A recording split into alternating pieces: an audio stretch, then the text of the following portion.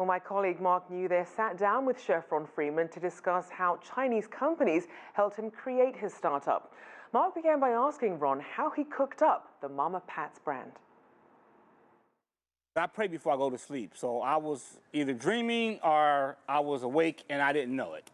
And he said, I want you to make ramen noodles and I want you to do a gumbo flavor. So I immediately got up and I went downstairs to my restaurant.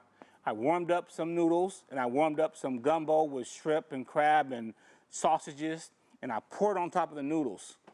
And I went back upstairs and I sat down and took a taste of it, and that's all I needed right there. I knew I had something the moment I tasted it. So you searched around the globe looking for a copacker and you ended up on China. I did research and found out that the Chinese are very, very passionate about their noodles. They don't just make them for money, they make them to live. Chinese embraced me, we became friends. Here in the United States, we feel that the Chinese or the Asian people don't really like black people or don't want to do business with them. I believe that's truly false. I believe if you give them the opportunity and show them that you're serious about what you're doing, you'll be able to win them over. So I went to different food shows and sat down with them, and we became brothers. We sent over seasonings, we sent over different flavors. They sent back my sample, I tasted it, it was perfect. They imitated gumbo and chicken fajita flavors that are not very well known in China. I sent them videos of gumbo, where it comes from, how it started, showed them pictures of stuff in Louisiana, how when people are on New Year's Eve, how we eat gumbo together, it's a family thing. They were really interested, you know.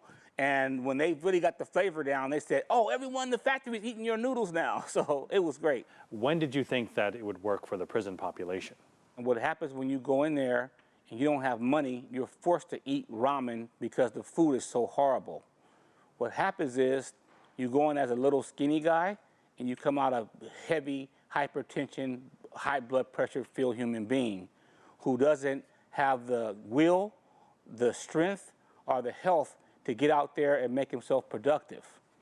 I think that prison life is for you to rehabilitate yourself to come out stronger. Yes, you got guys in there that work out and come out all swollen big. That's a very small part of the population in prison. Most of the guys are laying there watching TV, eating noodles, okay, trying to finish their time. When they get out, they just don't, I'm not gonna make any excuses for them. You can still get a job with high blood pressure. I'm just saying that they're making millions, if not billions of dollars off of the prison population, and they don't give them any options. Your product compared to other instant noodles, what's the difference? I would say Volkswagens and Rolls Royces. That's how it is. Volkswagen, Rolls Royce. And the sodium content? Sodium content is, we're 75% less salt. We're gonna go down to 100% less salt. Is it true that instant noodles have almost become like a currency in prison? It is currency. They removed the cigarettes out of all the state prisons. There's no more cigarettes, so you can't trade tobacco. Noodles is money in prisons. So if it's that prevalent, if it's that serious inside of the prison system, I wanted to have something that not only are they trading it, but they're learning something from it. They see a person's picture on the back. I didn't put my picture on that for an ego trip. I put it back there to show them that someone that looks like them can do something at this level. After you sold it to prisons, you decided to take it to Amazon. Amazon, the first day we did $20,000. Okay, but we found out that with Amazon, if you're not getting good shipping rates, which we weren't because we were new, if you don't sell a certain amount of stuff for Amazon, they don't give you advertising. It's where it's kind of like you're in a lose-lose situation with them. And at the same time, I wasn't making any connections with my customers. So with this right here, I'm allowed to be able to reach out to my customers, which, and I'm gonna say it on camera, that when we first started shipping, our shipments fell way behind. I was getting a lot of social media back push.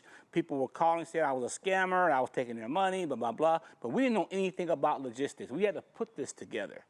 So I'm letting people know, I'm showing them my failures along with my success. Tell me about social media. How important has it been for your business? Use social media not to show fist fights and, you know, the dog wagging down the street and stuff like that. Use it to build a business.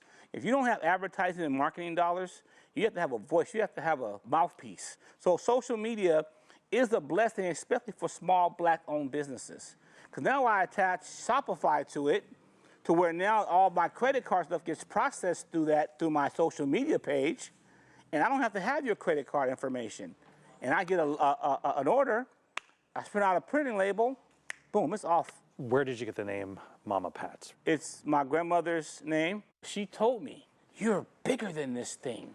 You're stronger than this thing. What is this that got you like that? She said, but God's gonna get the glory out of this at the end of the day. But I came back and showed her before she passed away that, Grandma, things have changed. And that's why if you look at all my boxes, you'll see her face. You see all those round circles? That's her face smiling at me.